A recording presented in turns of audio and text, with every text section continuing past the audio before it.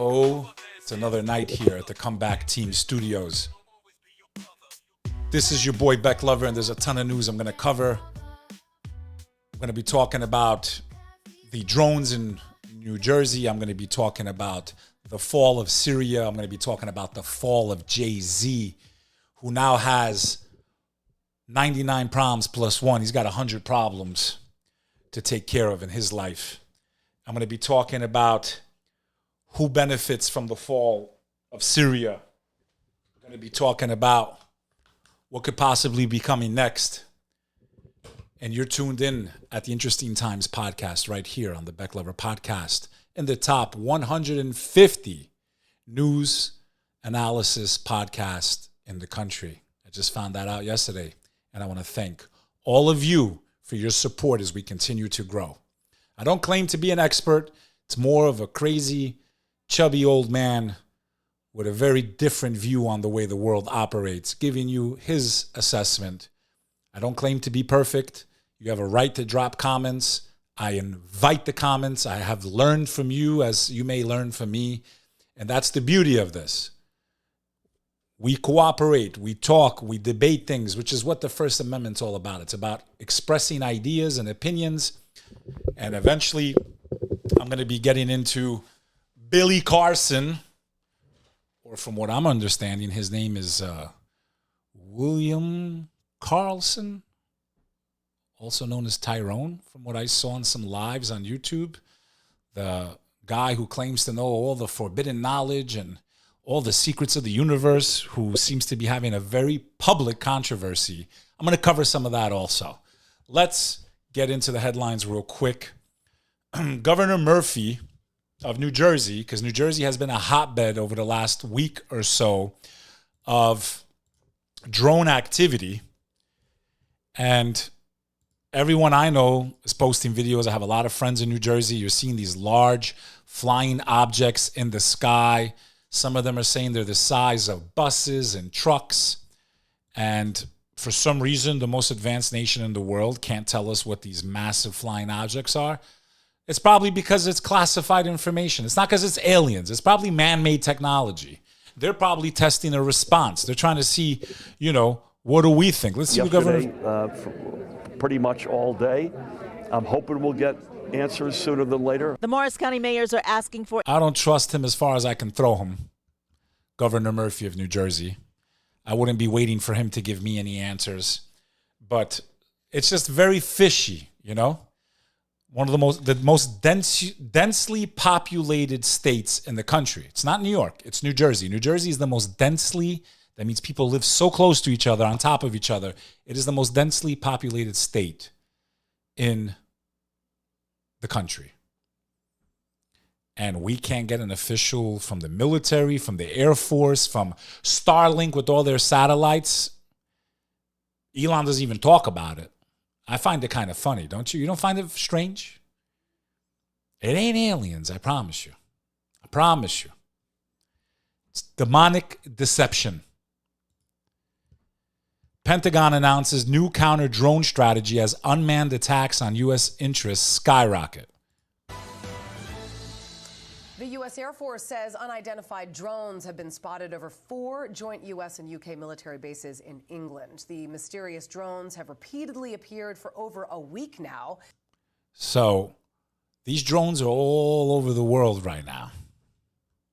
The Pentagon unveiled a new counter-drone strategy after a spate of incursions near U.S. bases prompted concerns over a lack of an action plan for the increasing threat of unmanned aerial vehicles. Though much of the strategy remains classified, Defense Secretary Lloyd Austin will implement a new counter-drone office within the Pentagon, Joint Counter-Small UAS office, and a new warfighter senior integration group, according to a new memo. The Pentagon will also begin working on a second replicator initiative, but it will be up to the incoming Trump administration to decide whether to fund this plan. This is reported by Fox News. The memo warned that the increased use of unmanned systems must reshape U.S. tactics as they make it easier for adversaries to surveil, disrupt, and attack our forces, potentially without attribution. So, and they can't give us an answer to what this is, flying over our heads. Is it a foreign country that might attack? Is it aliens? Or is it them themselves testing technology and to see the response of people living in these places to make them believe there are aliens? In any event, someone that probably wishes aliens would invade right now is Jay-Z, to take the heat off of him. You know, for those of you that say, oh, it's no big deal, you know, let's not forget that when Diddy's problems started, they started as civil problems. Just like Jay-Z is not being criminally charged, he has someone who's supposedly 13 years old at the time of the assault that she's accusing Jay-Z, the billionaire, the most wealthy musician in the history of the world, who up until today had 99 problems, but now a kid is one. That's 100 problems you got. You would have wished you had a problem with a, you know what, a bitch. At least she would have been an age. This already looks horrible, and this is catastrophic to his image. This is CNN reporting. Jay-Z denies allegations he assaulted a 13-year-old in 2000 with Sean Diddy Combs. A woman who alleges she was assaulted by Sean Diddy Combs has amended her lawsuit to include allegations that she was also assaulted by Jay-Z. That's Beyonce's husband. I wonder if that's why they were pushing so hard for Kamala. I wonder. Calling a favor, you know, a pardon. I'm not saying that's why, but these were a lot of the rumors that were floating all over the internet and X when the whole Diddy thing unraveled and the whole process of selecting a president started in November. Sean Carter, is the first celebrity to be accused of assault in connections to Sean Diddy. And I promise you, he's not the only one. Heard Ashton Kutcher's hiding under a rock. J-Lo's hiding under a rock. Leonardo DiCaprio's probably hiding under a rock. And I'm not going to sit here and say that these allegations, some of them can't be fabricated. And we should always presume someone is innocent until proven guilty. Even in the case of Diddy Combs. We must preserve due process because you never know if it'll be your ass next. And I strongly believe that. And yes, my t-shirt's ripped and I like it. I'm not fancy. I'm cool. The woman who was identified as Jane Doe says she was 13 years old at the time. She was allegedly assaulted by Combs and Carter at an after party following the Video Music Awards in 2000. The woman alleges she began to feel woozy after consuming a drink at the party and wandered into a nearby bedroom. The woman alleges Carter took advantage of her first, followed by Combs. The woman says she hit Combs and ran out of the party. Carter was identified in the initial lawsuit as Celebrity A. On Monday, Carter's attorneys filed a motion asking the judge to require the Doe to reveal her identity or dismiss the lawsuit. Mr. Carter should not have to defend himself in the brightest of spotlights against an accuser who hides in complete darkness while leveling allegations that describe the purported acts occurring in the plain sight of witnesses who could refute the plaintiff's claims if only her identity was revealed. According to the lawsuit, those attorneys reached out to Carter to request a mediation, but alleges Carter responded to said letter by not only filing an utterly frivolous lawsuit, but by also orchestrating a conspiracy of harassment, bullying, and intimidation against plaintiffs' lawyers, their families, employees, and former associates in an attempt to silence plaintiff from naming Jay-Z.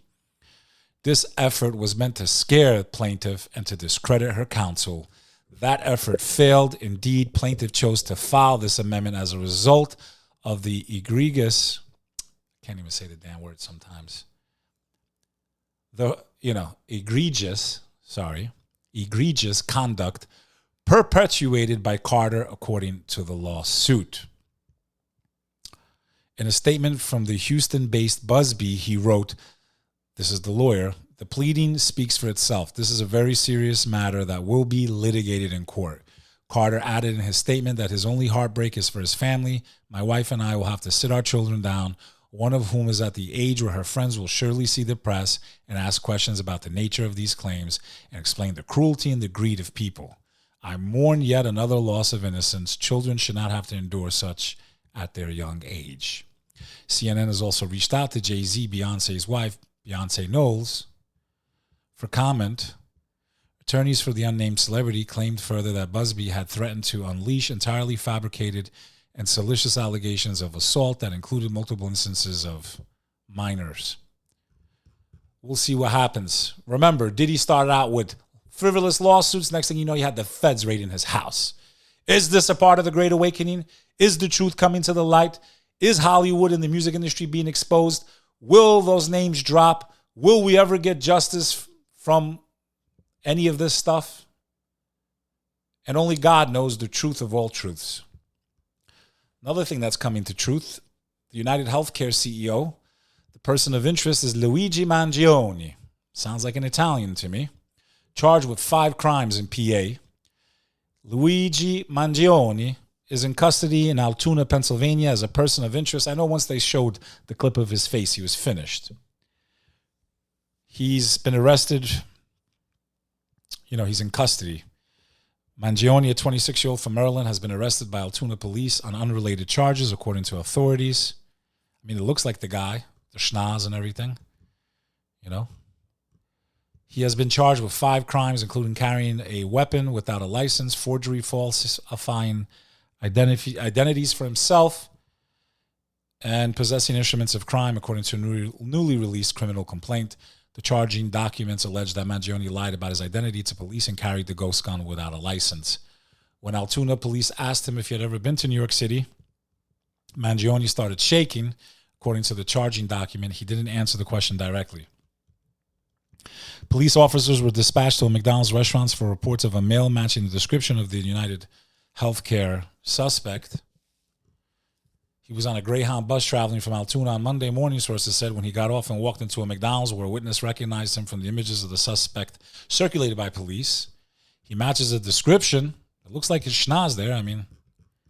That's a schnoz. If I've ever seen a schnoz, that's a nose, for those of you that don't know slang in New York. He's got the same schnoz. So, Mangione had a ghost gun capable of firing 9mm rounds and a suppressor. The gun and suppressor were consistent with the weapon used in the, elimination of that CEO. The gun may have been made on a 3D printer. It does seem that he had some ill will towards corporate America. I like how if he's not the prime suspect, then why would they put his whole license, date of birth, and dox the guy? Oh, because it's fake. An image of the fake ID used by Midtown Manhattan suspect to check into an Upper West Side hostel. Police also recovered clothes, including a mask, consistent with those worn by our wanted individual. So, the noose has gotten closer. Now, this next story, before I get into the whole Syria thing, this story has the potential to create another George Floyd-type scenario. Daniel Penny acquitted of criminally negligent homicide after more serious manslaughter charge was dismissed. A Manhattan jury found Daniel Penny not guilty of criminally negligent homicide. Now, I want to remind those of you that are watching the episode or listening who Daniel Penny is and the video that shows what happened to him and what he did back then. So let's see. We're going to turn things back over to...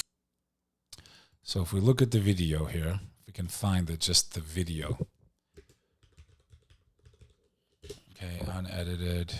Let's see if we can find it here without having any issues with things. So here we go. This video was recorded in the Broadway Lafayette subway station in Manhattan last May 1st at 2:24 p.m. The woman filming, Yvette Rosario, has just witnessed a struggle in her subway car. Now, if you remember, there was a guy acting out in the subway, and Daniel Penny put him in a submission chokehold.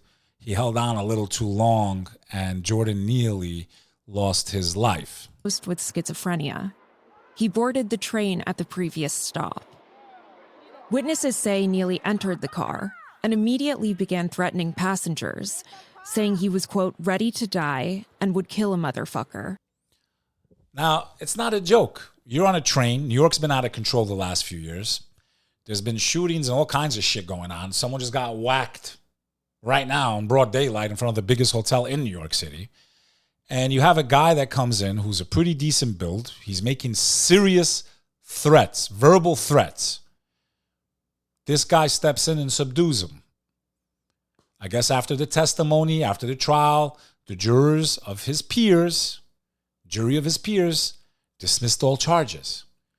Basically, they, I guess, came to the agreement in their minds that he did not intend to wake up and take out this man, but the man's actions led to that unfortunate event happening. Now, do I think he should have got off scot-free? No. I think there should have been some type of probation, some type of something, just to calm the masses.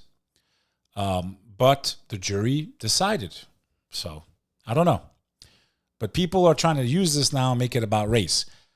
I don't think it would have mattered if that was a black man, a Hispanic man, a white man, or a Chinese man that this guy subdued. It would have been the same outcome, I think. Daniel Penny, a 24-year-old student and former Marine from Long Island, took Neely to the ground and put him in a chokehold. He's the blonde guy there, restraining Neely. These 6 minutes will change everything for both men. Neely will be rushed to the hospital and declared dead. Penny will go to a police precinct where his statement will kick off a legal case that's ongoing. I don't know why he didn't let go at this point, though. You see, like, this is the part I don't know. I can't say I would agree with that. I've been choked before. My friend joking around put me to sleep. It takes seconds to put someone to sleep. And if you don't let go, you know, it's not funny. And, you know, I don't know, man. Right now in Manhattan. It's one that at this point where the guy's arms goes limp, he should just release the neck a little bit, you know, hug him, but release the neck. I think it was a big mistake. Could land him in prison for 15 years. This case divided America almost immediately. On one side, those who say Penny is a racially motivated murderer, a vigilante who thought he could put his hands on a poor black man because... I think that's why they lost, man. I think the fact that they tried to make it about race was a very weak argument. It should have been, he's schizophrenic, he didn't know what he was doing, and once the guy realized he went limp, he should have let go. I think them trying to play the race card backfired on them. And I don't think that this incident happened because of race. Not everything's about race. It's just not. And I'm not saying it because I'm a Caucasian man. It's just not. Okay? It's just not. If this guy came in and acted normal, nothing would have happened. My whole thing with it is I feel that the force, once the guy went limp, immediately he went to sleep, let go. You know, let go. I feel like he held on too long. And how do you not realize it when the guy's not moving? I mean, so this to me, you know, I don't know, man. I mean, at least should have been manslaughter. I don't know, man. And I don't know. Because he was poor and black. On the other, those who believe Penny is a hero who protected his fellow riders in the face of soaring violent crime and inaction from government and police. That's the truth. That's who's responsible.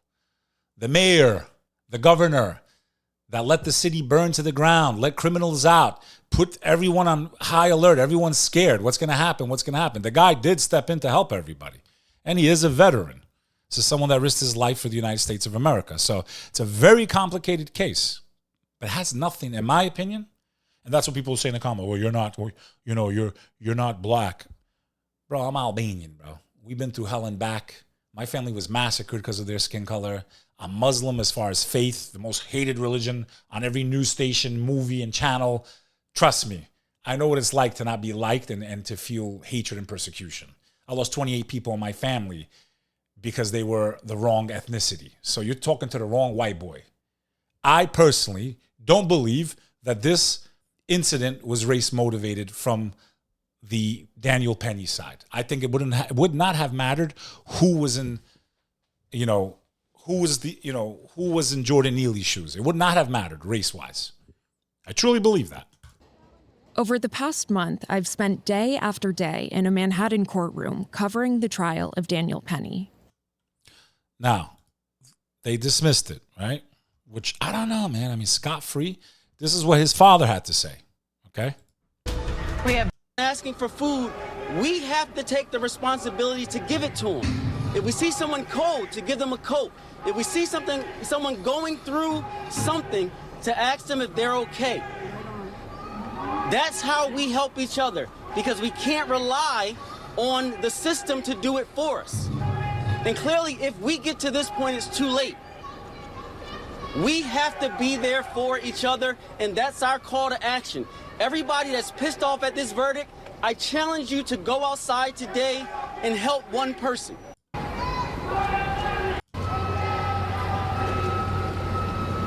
I had enough of this. The system is rigged. Come on, people.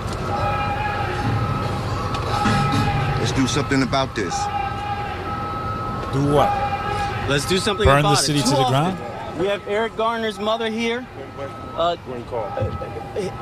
There's too often this is happening where we're left alone in this society. We got to stop that. We have to change how we impact each other. Jordan came on that subway car. The first thing he asked for was food, and he was killed. And the person who killed him was not held responsible. We cannot allow this to keep happening. I just don't know how they justify the time lapse, you know? Like, why did he get off without at least involuntary? Like, he didn't want to kill him, but it happened. Involuntary manslaughter, I think, would have been a better sentencing. I don't know. Hello, everyone. I'm talking criminally negligent homicide, but that first count this. So, yeah. So that is potentially could trigger some interracial stuff here in the U.S., like we saw with George Floyd. So he's dismissed. Cheney, former Vice President Cheney, responds to Trump jail threat. Here's the truth. President-elect Trump said he would throw members who sat on the House committee that investigated rioting in the U.S. Capitol on January 6, 2021 in jail, calling his remarks an assault on the rule of law. Here is the truth. Donald Trump attempted to overturn the 2020 presidential election and seize power. Cheney said in a statement provided to The Hill, he mobilized an angry mob and sent them to the U.S. Capitol, where they attacked police officers, invading the building, and halted the official counting of electoral votes. I mean, maybe that's what happened based on you, but you also said there was weapons of mass destruction in Iraq and millions of people are dead and you're still out there and you're filthy rich. You fucking warmongering, lying sack of shit. That's all. Syrian government services come to a complete halt as state workers stay home after rebel takeover. Syria's prime minister said Monday that most cabinet ministers were back at work after rebels overthrew President Bashar Assad, but some state workers failed to return to their jobs, and a United Nations official said the country's public sector had come to a complete and abrupt halt. Meanwhile, streams of refugees crossed back into Syria from neighboring countries, hoping for a more peaceful future and looking for relatives who disappeared during Assad's brutal rule. There were already signs of the difficulties ahead for the rebel alliance, now in control of much of the country. The alliance is led by a former senior al-Qaeda militant who severed ties with the extremist group years ago and promised representative government and religious tolerance. Okay? Here are some of the images reported by the Associated Press. The rebel command said Monday they would not tell women how to dress. It is strictly forbidden to interfere with women's dress or impose any requests related to their clothing or appearance, including requests for modesty, the command said in a statement on social media. Nearly 2 days after rebels entered the capital, some key government services had shut down after state workers ignored calls to go back to their jobs. The UN officials said causing issues at airports and borders and slowing the flow of humanitarian aid. So, Assad fell. He's out. He's in Russia right now, which is where everyone assumed he would go. Now, there's a vacuum of power. And when a vacuum of power exists, you know, you have countries like Israel who have an opportunity to move in.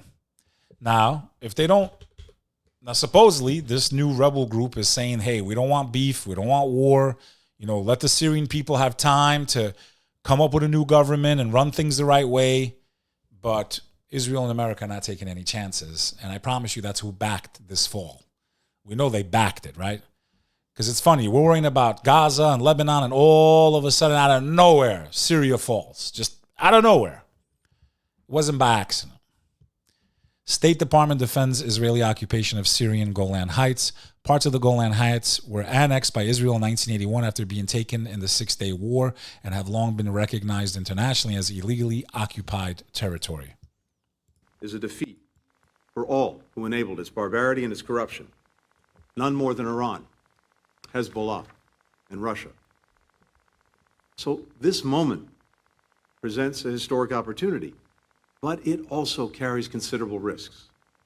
History shows how quickly moments of promise can descend into conflict and violence. Yeah, like every place our military went. Iraq, we overthrew Saddam, the statue came, everybody's cheering. A few years later, 1 million dead Iraqis. Everyone cheering for Gaddafi. That place is still a fucking disaster.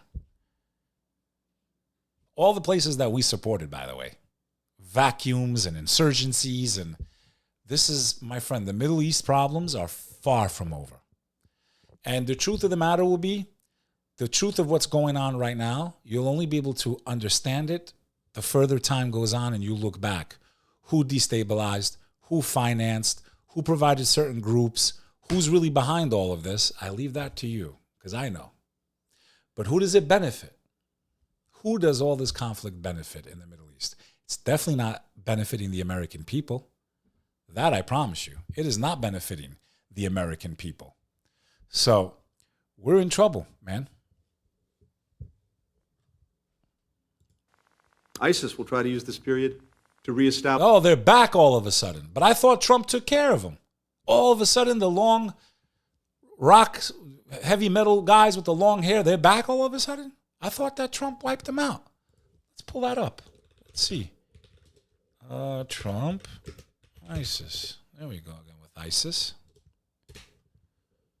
Let's see. President-elect Trump distances U.S. from Syria's conflict, not our fight. That's what I would like to hear, too. So, March 1st, 2018, Trump administration on ISIS and Al-Qaeda. We're up against an enemy that celebrates death, and blah, blah, blah. So today we deliver a message. These forces of America and its allies will defeat you. And he said he did defeat them, and guess what? They're back all of a sudden. All of a sudden, they're back. Interesting. Establish its capabilities. By the way, you're listening to the voice of Blinken, if you're listening to the episode. To create safe havens. U.S. Department, U.S. State Department. As our precision strikes over the weekend demonstrate, we are determined not to let that happen. And we'll continue to protect our personnel against any threats from any quarters. The Syrian people have endured so much suffering. We have work to do to ensure that they endure no more. It's imperative that all actors involved protect civilians, respect human rights, especially of vulnerable minorities, preserve the state's institutions and services to help meet the needs of the Syrian people, and to build toward inclusive governance. Statements by rebel leaders to these ends are very welcome. But of course, the real measure of their commitment is not just what they say, but what they do.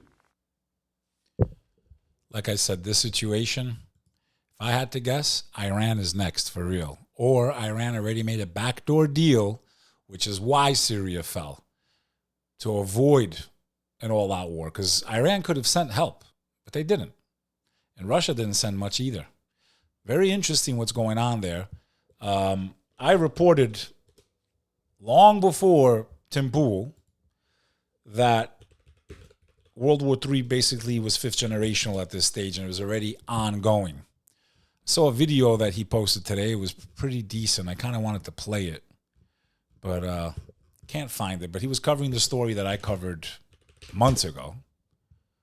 I don't know. Here we go. Is this it? No, I can't find. Yeah, this is it. Now, I'm not going to say this guy's got more intel than the So this is when Jamie that island Dimon. as their own. Of course, Taiwan is actually the original government of China that was forced out of China by the is going to crumble, just like we saw in Libya. The people who live in this country are probably going to flee as refugees, and I can only imagine where they end up.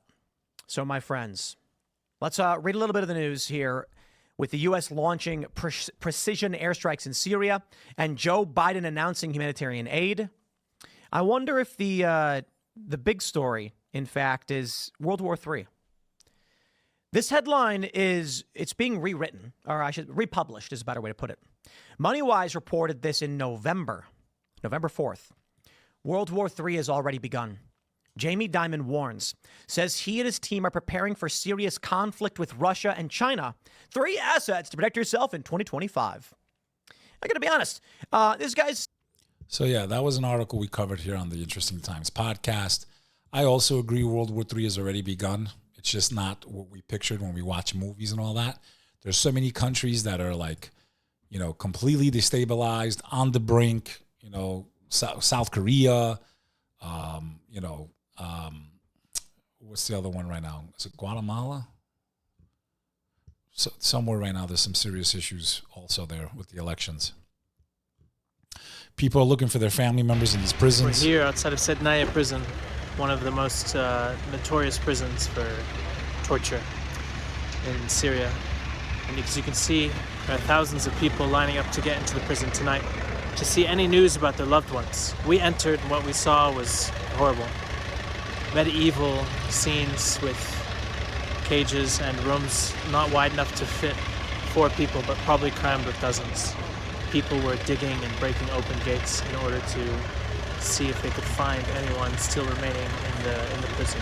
There were rumors that they had found an underground level in the prison, and they had just opened the doors when we came. But the pressure of the thousands of people was so much that fighters shot in the air to disperse people, and we had to leave.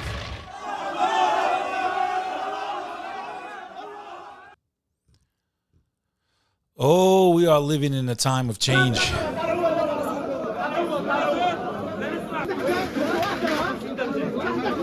So they search these prisoners, trying to find answers for their family. Probably a lot of them unjustly imprisoned, what dictators do.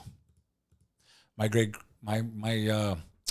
grandfather's father was put into a solitary confinement for 28 years under the dictator in communist Albania.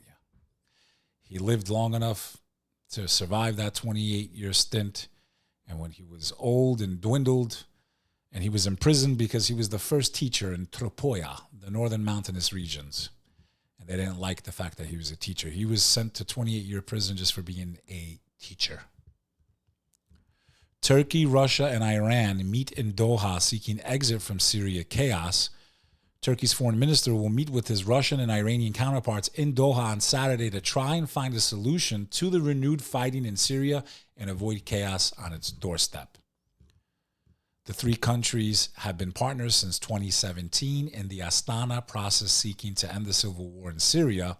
This is despite the fact that they have supported opposite sides of the battlefield. Moscow and Tehran have offered military support to help President Bashar al-Assad crush the opposition. Meanwhile, Ankara, without being directly involved, has supported various rebel movements and looked on their recent lightning advances favorably. For Ankara, there is both opportunity and risk in Syria's changing balance of power. Turkish President Recep Tayyip Erdogan, who this week called on Assad to reconcile with his people, said Friday he'd hoped the advances of the rebels would continue without incident, openly identifying their objective as Damascus.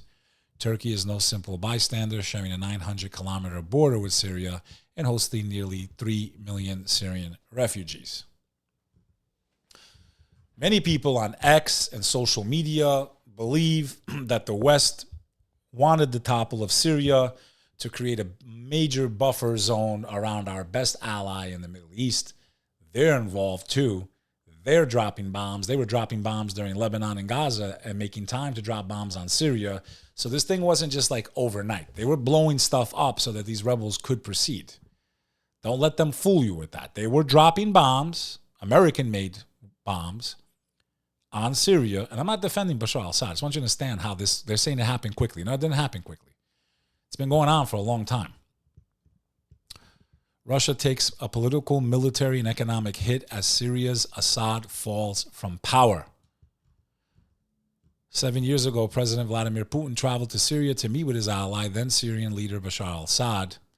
In a triumphant speech, Putin declared victory over Assad's enemies once and for all. If the terrorists raise their heads again, he said of the Syrian opposition and the Islamic State terrorist group, we will deal unprecedented strikes unlike anything they have seen. Fast forward from 2017 to 2024, and Russia, bogged down in its war against Ukraine, has watched the Syrian regime fold to a lightning 2-week insurgent offensive. As Syria navigates its uncertain future, Assad's downfall carries considerable political, military, and economic costs for Russia, which has long used Syria as a foothold for its influence in the Middle East. Not anymore. Israeli strike on southern Lebanese village kills 6, Lebanese health ministry, reported by Reuters. Israeli strikes on 2 southern Lebanese villages killed 6 people and wounded 5. That ceasefire seems to be holding up pretty good. Iran is definitely in a position of unprecedented weakness, reported by France24.com. Iran finds itself isolated after the fall of Bashar al-Assad in Syria, which upended the Middle East by dismantling the axis of resistance. Tehran will be forced to redefine its security policy and its regional role. The images of the Iranian embassy ransacked by a group of Syrian rebels after they entered Damascus on Sunday marked a turning point.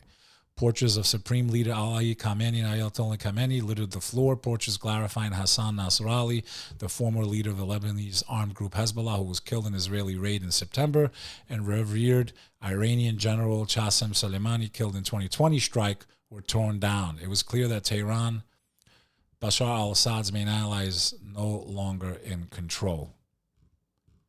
Iran is surrounded now by opposition. Haiti's going through a rough time. Almost 200 massacred in Haiti as voodoo practitioners reportedly targeted. Killings overseen by powerful gang leader convinced his son's illness was caused by followers of the religion. About 200 people were killed in violence in Haiti's capital over the weekend, many in a massacre in which a gang boss reportedly targeted voodoo practitioners. The killings of at least 110 people were overseen by a powerful gang leader convinced that his son's illness was caused by followers of the religion, according to the civil organization, the Committee for Peace and Development. He decided to cruelly punish all elderly people and voodoo practitioners who, in his imagination, would be capable of sending a bad spell on his son. The gang soldiers were responsible for identifying victims in their homes to take them to the chief's stronghold to be executed. The UN Rights Commissioner Volker Turk said at least 184 people had died over the weekend. Well, for those that believe in God, I mean, we know black magic's real. We know voodoo is real.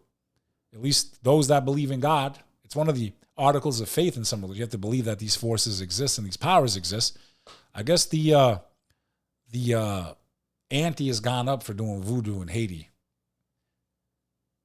Might not be the worst thing in the world.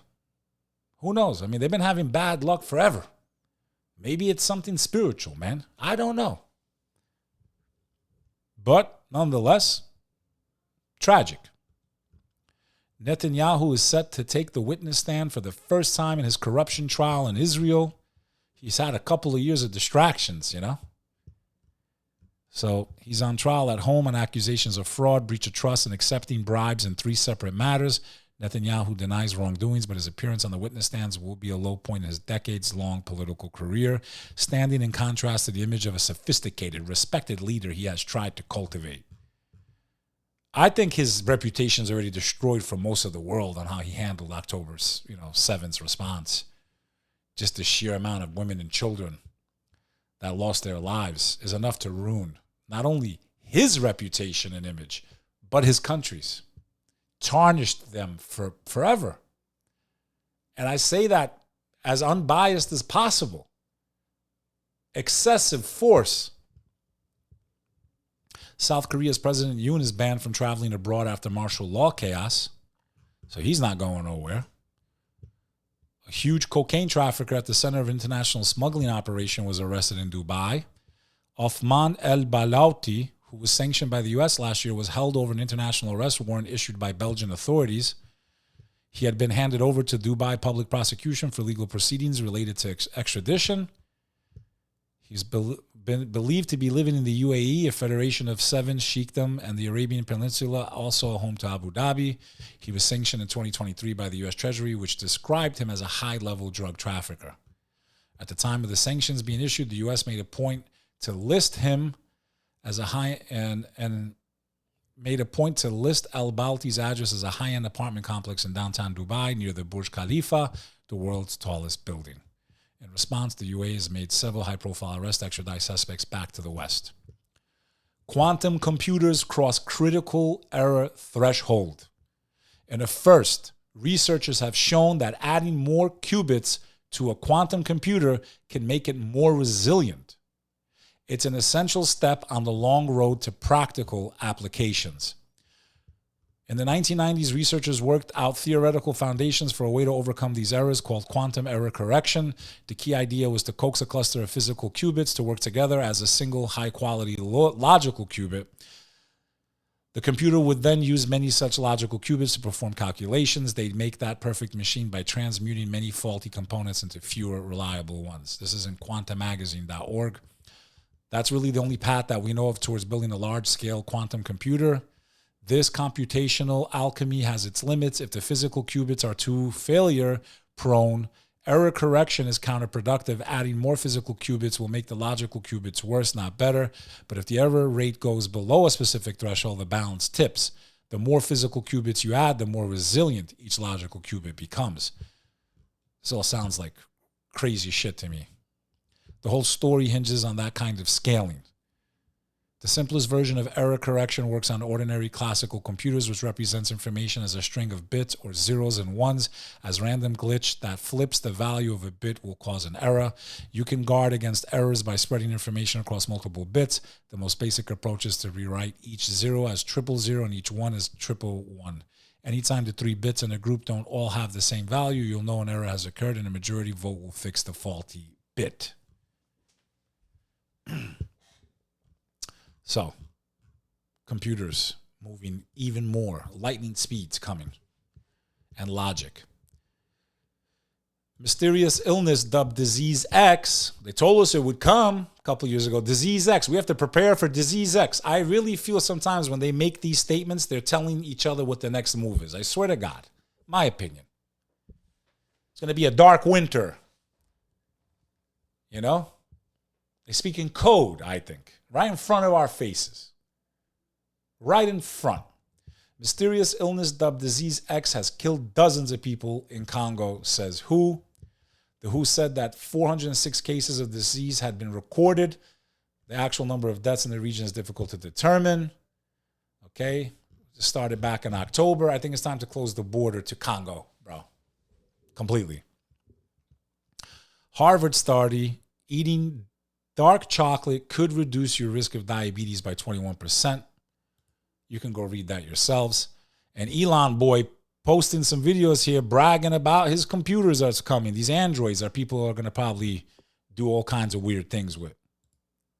There's no sound on the video, but he says here Optimus can now walk on highly variable ground using neural nets to control its electric limbs. The robotic age is here. Could you imagine this thing running up after you? Could you imagine electronic cops and military and they don't have discretion like human beings do? This freaking robot's walking, bro. You really think Elon just made all this stuff out of the blue? You really think that he just handed the keys to the skies to him? You really think that he's not groomed for something else? What are your thoughts? Drop a comment. You know what mine are.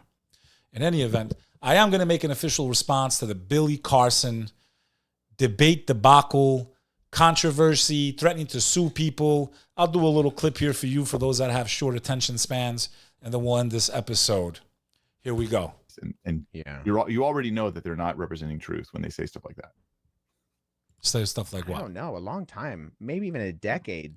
So Billy Carson is the guy who claims to have forbidden knowledge. Only he knows. All of us are idiots that believe in God. He knows that we were created by aliens. And you've seen him on huge podcasts like Joe Rogan and all this stuff. And most of these people don't have biblical knowledge. And this guy, Wes Huff, who claims to be a Christian scholar, who I am going to respond to a lot of his work also. For those of you that are interested in religious debate and knowledge and thoughts, I'm going to start creating a whole series where I respond to very controversial topics. I'll show the correlations and why I chose my faith, but not to push it on you, but I'm going to give you my logic. You're more than welcome to attack in the comments, because I know you will. I've had much of my content attacked by people that don't believe what I believe. That's fine. I don't get offended, so don't get offended when I fire back. In any event, Billy Carson was invited to do a debate, and they were going to talk about aliens and God and all this stuff, and Wes Huff basically proved that he was quoting things that are not correct. I, as a Muslim, can confirm that what Wes Huff was saying about the actual books was correct. And the fact that Billy didn't want this information out there, he didn't want debate out there, he makes millions of dollars from this stuff, in my opinion, so I don't get sued by him. Because to me, if you're all about knowledge and you have that knowledge, then you shouldn't be scared to be public like you are. But you're more worried about protecting your brand and your money. The simplest thing would have been, let's do a rematch, let's talk about it, let me show you where I made a slight error, but everything else is the same. Billy Carson going on the offensive, in my opinion, being as aggressive as he was, made him look really weak, unbelievable, and not reliable at all. But he has his cult. You know, people. Previous show, and I've had the honor of being on his podcast. So this has been going out there, you know. After my own heart, and it's like Wes Huff went from like 20,000 or whatever it was followers. He's up to 83 already. Of course. But what led you, sorry, going back to C.S. Lewis real quick.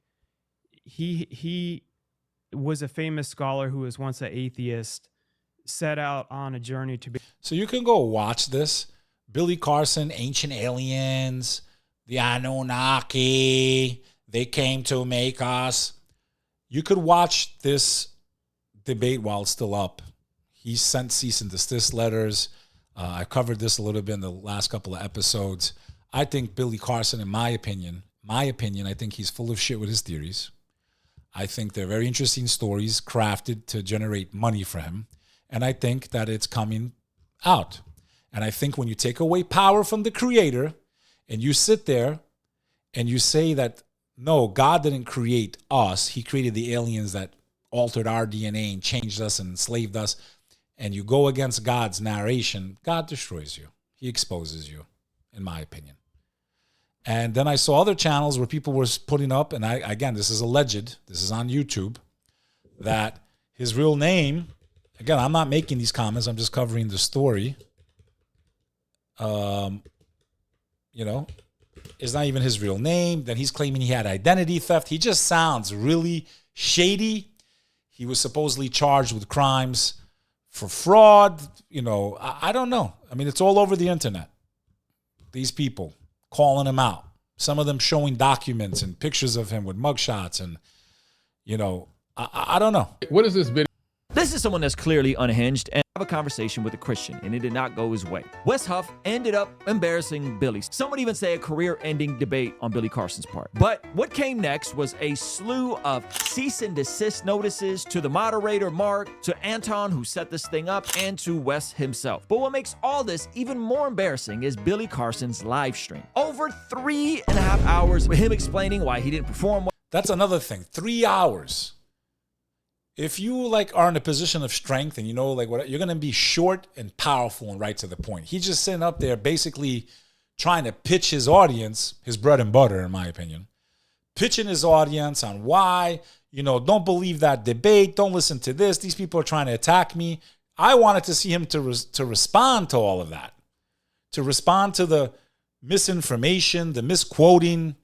Instead, he just, in my opinion, showed me why he's weak in this subject matter, that he's fabricated some of the stuff, and the stuff that he's quoted is not true.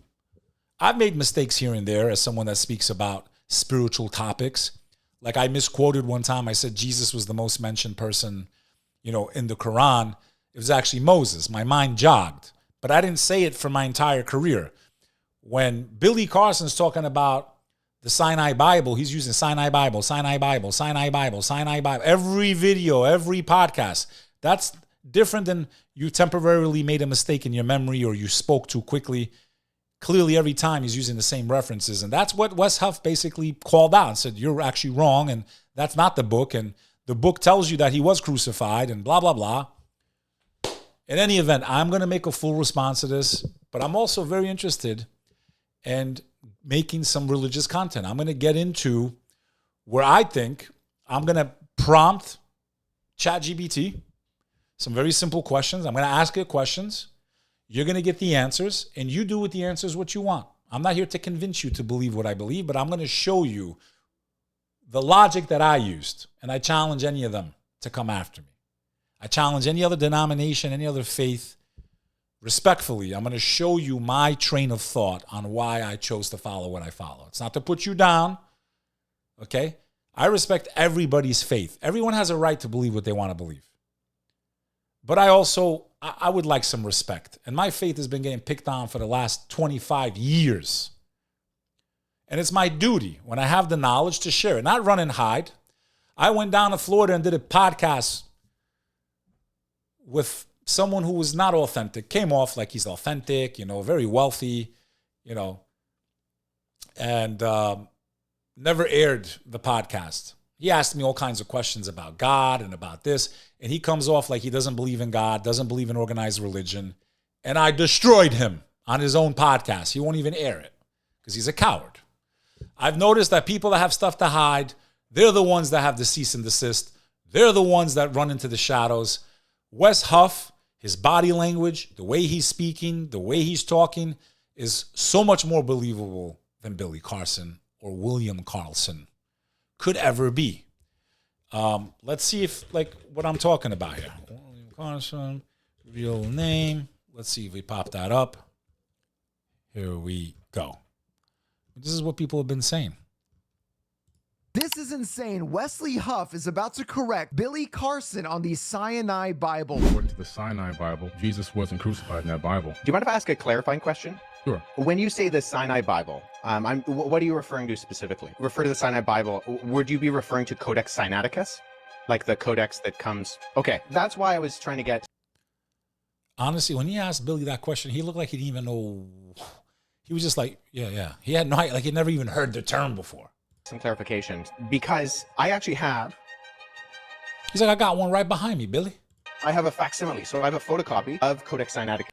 Wes Huff, very respectful in this conversation. I wouldn't even call it a debate.